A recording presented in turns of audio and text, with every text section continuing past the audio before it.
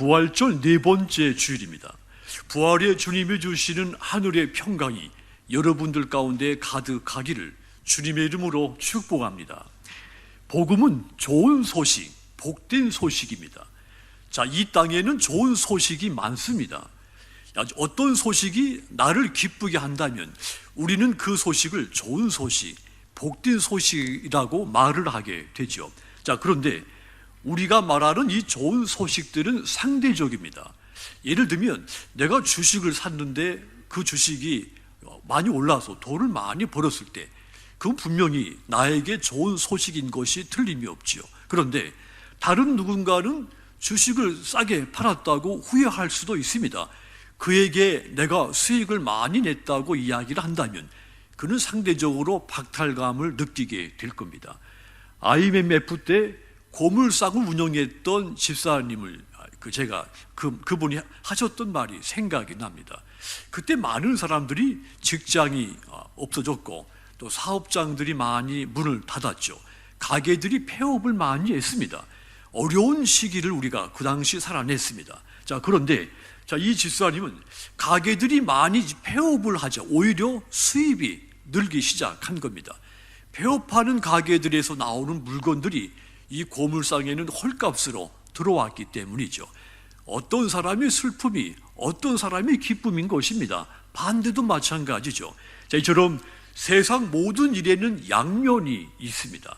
같은 일인데 어떤 사람에게는 좋은 일, 어떤 사람에게는 나쁜 일이 되는 겁니다. 그래서 이 세상에서는 모든 사람에게 좋은 소식이란 찾기가 어려운 겁니다. 하지만 여러분, 성경은 모든 사람에게 복된 소식, 좋은 소식이 있다고 선언했습니다. 누가복음 2장 10절을 보시면 천사가 이르되 무서워하지 말라. 보라, 내가 따라합시다. 온 백성에게 미칠 큰 기쁨의 좋은 소식을 너희에게 전한다. 그랬습니다. 그렇습니다. 이 세상 온 백성들에게 기쁜 소식이 되는 예수 그리스도, 이 소식을 너희에게 전한다 했습니다. 마태, 마가, 누가, 요한복음, 예수님의 삶과 죽음, 부활에 대해서 기록이 되어 있습니다. 이 사복음서에서 예수님의 삶과 죽음, 부활을 기쁜 소식이라고 증언을 한 겁니다. 예수님은 인간의 죄를 대신 짊어지기 위해서 이 땅에 성육신 하신 분입니다. 모든 인간이 죄에서 자유롭지 못하고 있었기 때문이죠. 로마서 3장 10절을 보십시오. 기록된 바 의인은 없나니, 따라합시다. 하나도 없도다. 모든 인간이 아담의 범죄 이후 죄로 인해서 하나님께 나아갈 수가 없게 된 것입니다. 모두가 죄인이 된 겁니다. 그런데 예수님께서 십자가에 못 박혀 죽으셨다가 사망 권세를 이기시고 다시 살아나심으로써 인간은 죄사함과 구원을 받게 된 것입니다. 이것이 바로 온 인류에게 알려야 하는 기쁜 소식, 복된 소식인 것입니다. 그래서 예수님의 제자들, 이 복된 소식을 전하기 시작했습니다. 이 기쁜 소식을 전하지 않고는 제자들의 가슴이 견딜 수가 없었던 것입니다. 초대교회 성도들도 마찬가지였죠. 이 복된 소식, 예수님을 증거하기 위해서 자신들의 모든 것을 갖다 바쳤습니다. 이 사명을 위해서 수많은 사람들이 목숨을 잃기도 했죠. 순교하기도 했습니다. 사도 바울은 내가 살든지 죽든지 내 몸을 통해서 이 예수님이 존귀하게 되는 것 간절하게 기대하고 소망한다고 했습니다. 빌립보서 1장 20절은 그 고백입니다. 거기 보시면 나의 간절한 기대와 소망을 따라 아무 일에든지 부끄러워하지 아니하고 지금도 전과 같이 온전히 담대하여 살든지 죽든지 내 몸에서 그리스도가 존귀하게 되게 하려 한다 그랬습니다. 사도 바울의 삶 전체를 통해 예수님이 존귀하게 되고 이 십자가 구원의 복음의 통로가 되는 삶, 그 삶을 위해서 내가 달려갈 길을 힘써 달려간다고 고백한 겁니다. 사도 바울처럼 이렇게 헌신한 초대교회 교인들을 통해 날마다 믿는 사람들이 더 많아졌다고 했습니다. 기쁜 소식이 더 초대교회 교인들을 통해 확장이 된 겁니다. 그런데 여러분, 오늘 본문은 너무도 평범한 여인 다비다에 의해서 복음이 전해진 이야기입니다. 다비다가 복음을 전하기 위해서 매를 맞았다든지 핍박을 받았다든지 아니면 목숨을 순교를 당했다든지 그런 것이 아니었습니다. 하지만 이 다비다를 통해 복음이 더 멀리 전파가 됐습니다. 그렇다면 다비다를 통해서 어떻게 복음이 전해지게 됐습니까? 마찬가지로 저와 여러분을 통해서 복음이 어떻게 전해지게 되어야 하겠습니까? 다비다는 자신의 삶 전체를 통해 복음이 전해지게 만든 사람이었습니다. 다비다는 욥바라고 하는 동네에서 살았죠. 욥바는 항구 도시였습니다. 다비다를 그리스식으로 발음하면 도루가라고 표현이 됩니다. 다비다, 예수님을 영접하고 믿어 세례를 받은 제자였습니다. 신약 성경에 딱 한 번 쓰인 여제자, 이 호칭이 다비다에게 쓰였습니다. 그만큼 예수님을 잘 믿었다는 증거이며 많은 사람들에게 영향을 끼친 그런 사람이었다는 뜻입니다. 그뿐만이 아니죠. 이 다비다, 믿음의 열매인 경건한 삶을 살았습니다. 타인에게 자비를 베풀고 선한 영향력을 끼친 여제자였던 겁니다. 특별히 그녀는 어려운 사람들을 구제하는 일에 있어서 모든 사람들보다 모범적이었습니다. 36절을 보시면 욥바에 다비다라 하는 여제자가 있으니 그 이름을 번역하면 도루가라, 선행과 구제하는 일이 심히 많더니 그랬습니다. 자, 이 말씀 끝부분에 보면 선행과 구제하는 일이 심히 많더니 몇 번 행한 것이 아닙니다. 지속적이고 반복적으로 구제하는 일을 행했다는 뜻입니다. 그녀의 삶이 자기가 가지고 있는 물질을 나누는 삶이었습니다. 그녀의 삶 자체가 선행이었던 것이죠. 그래서 이 다비다가 살아있는 동안에 베풀었던 사랑 헌신에 수많은 사람들이 감동을 받은 것입니다. 이 다비다의 삶이 많은 사람들에게 따뜻한 울림이 됐고 본이 됐습니다. 그러니까 이 다비다 자신의 삶 전체를 통해 복음이 전해지게 만든 것입니다. 그렇습니다. 저와 여러분, 이 다비다처럼 예수님의 제자들입니다. 그렇다면 저와 여러분 마찬가지로 이 땅에 살아가는 동안 내 삶의 전체를 통해 복음이 전해지게 만들어야 되는 것입니다. 그것이 물질적인 선행이 될 수도 있고 여러분만이 갖고 있는 재능 기부가 될 수도 있습니다. 무엇이 되었든지 저와 여러분들의 이 삶 전체가 다비다처럼 복음이 전해지게 만드는 그런 도구가 다 되시기를 주님의 이름으로 축원합니다. 다비다는 또 어떻게 복음이 전해지게 했을까요? 삶 전체를 통해서도 복음이 전해지게 했지만 죽음을 통해서도 복음이 전해지게 만든 여인이었습니다. 다비다의 죽음은 많은 사람들에게 너무나도 충격적인 일이었습니다. 많은 사람들이 슬퍼했습니다. 그녀의 죽음을 애도하는 사람들, 죽은 다비다를 위해서 최선을 다했습니다. 그들은 죽어 누워있는 다비다의 몸을 정성껏 씻겨주기 시작했습니다.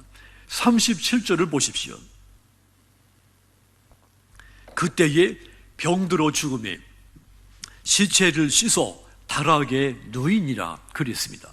다비다가 병들어 죽게 되자 마음을 다해서 정성스럽게 그녀의 죽음을 애도하면서 씻겨줬던 것입니다. 그리고는 다락에 뉘었습니다.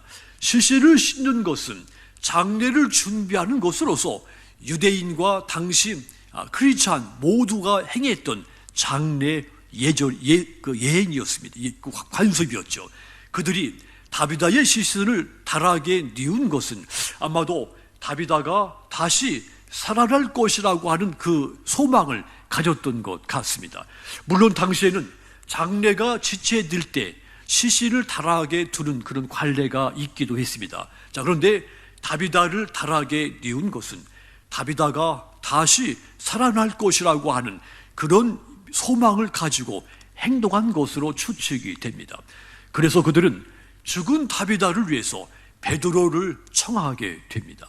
베드로는 욥과 가까운 룻다에 있었던 겁니다.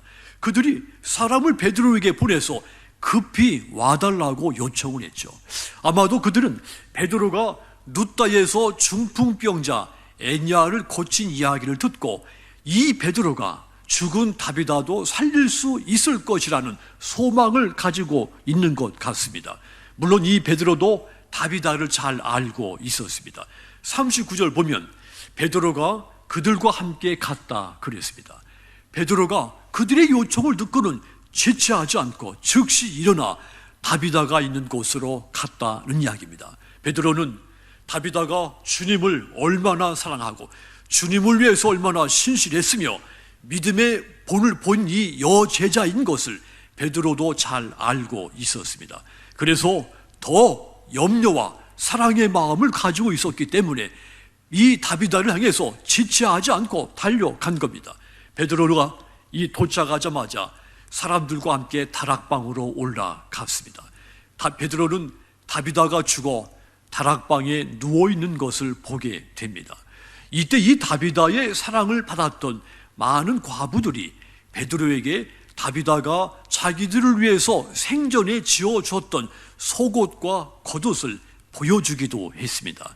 사도행전 9장 39절 보면 그녀가 죽었을 때 베드로가 일어나 그들과 함께 가서 이르매 그들이 데리고 다락방에 올라가니 모든 과부가 베드로 곁에 서서 울며 도르가가 그들과 함께 있을 때 지은 속옷과 겉옷을 다 내보이고를 그랬습니다. 사람들이 너도 나도 다비다의 그 선행을 다시금 이야기하면서 슬퍼하고 있었던 겁니다. 다비다가 죽어 누워있는 이 다락방이 다비다가 예수님의 여제자로서 아름답고 헌신적으로 살았던 것을 기억하는 그런 아름다운 자리가 된 겁니다. 자, 그러니까 다비다의 죽음의 그 자리는 절망의 끝의 자리가 아니라 오히려 은혜의 자리가 된 것입니다. 예수님의 제자로 살았던 이 다비다, 죽음을 통해서도 예수님이 전해지게 만들었다는 이야기입니다. 성도 여러분, 믿음의 정점은 죽음을 통해서도 예수가 그리스도이신 이 복음이 증거되게 만드는 것입니다. 순교자가 왜 위대합니까? 죽음을 통해 복음을 증거하게 만들었기 때문입니다. 그러므로 여러분, 죽음조차도 복음이 전해지게 하시는 저와 여러분들의 큰 믿음들이 다 되시기를 주님의 이름으로 축원합니다. 다비다는 또한 어떻게 복음이 전해지게 만들었습니까? 다시 살아남으로써 복음이 전해지게 만든 여인이었습니다. 베드로는 죽은 다비다를 위해서 하나님께 간절히 기도를 드렸습니다. 40절을 보십시오. 베드로가 사람을 다 내보내고 무릎을 꿇고 기도하고 돌이켜 시체를 향하여 이르되 다비다야 일어나라 하니 그가 눈을 떠 베드로를 보고 일어나 앉은지라 그랬습니다. 베드로는 사람들을 모두 내보내고 무릎을 꿇고 간절히 하나님께 기도를 한 겁니다. 시신을 보지 않고 돌아서 오직 하나님만 의지하고 전심으로 기도한 것입니다. 그렇게 기도한 후에 다시 돌아서서 죽은 다비다를 향하여 다비다야 일어나라 명한 겁니다. 이때 베드로가 다비다를 다시 살리는 장면은 예수님께서 휘당장 야이로의 12살 된 딸을 고쳐주는 내용과 똑같습니다.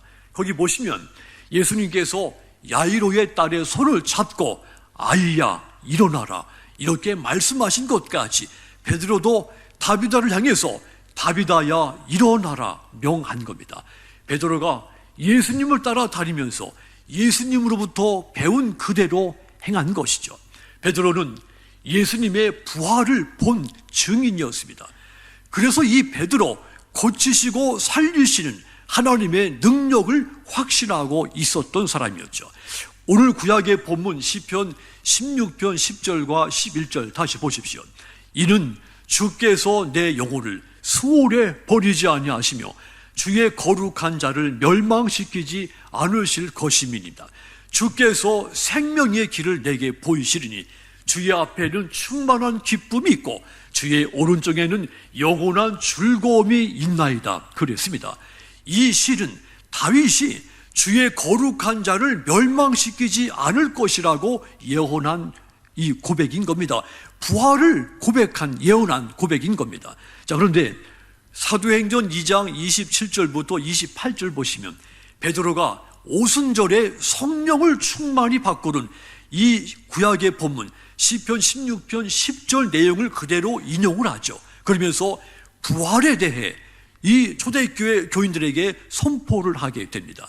그리고는 사도행전 2장 30절과 32절 덧붙여서 그 부활에 대해 설명하기 시작을 하죠. 거기 보시면 그는 선지자라 하나님이 이미 맹세하사 그 자손 중에 한 사람을 그 위에 앉게 하리라 하심을 알고 미리 본고로 그리스도의 부활을 말하되 그가 음부에 버림이 되지 않고 그의 육신이 썩음을 당하지 아니하시리라 하더니 이 예수를 하나님이 살리신지라 우리가 다 이 일의 증인이로다 그랬습니다.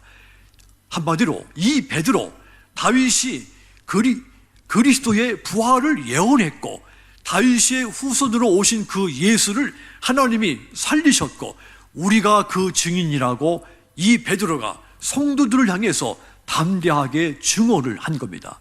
그렇습니다. 베드로에게는 확고한 부활신앙이 있었다는 증거입니다.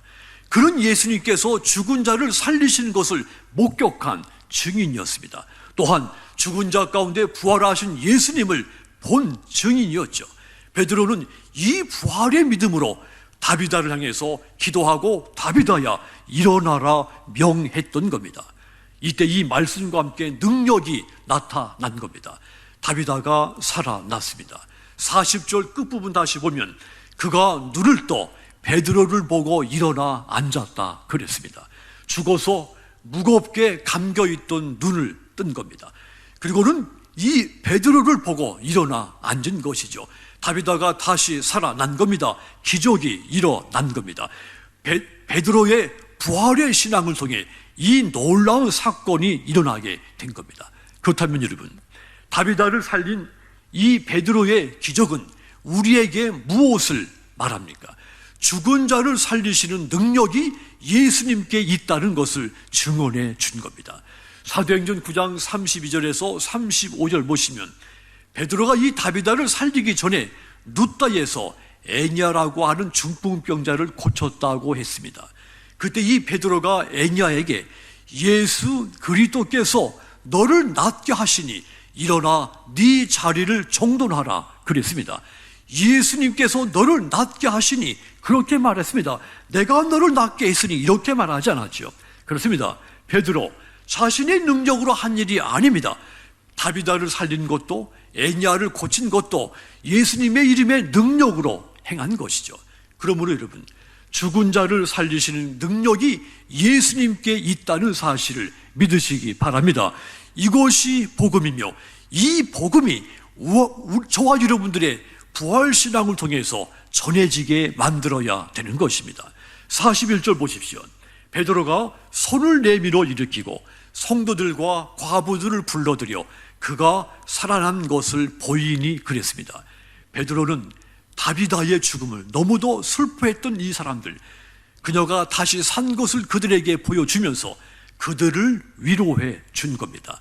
다시 살아나게 된 이 다비다는 하나님의 영광, 은혜를 누리게 됐고 수많은 사람들에게 기쁨으로 충만하게 만들어 주었습니다.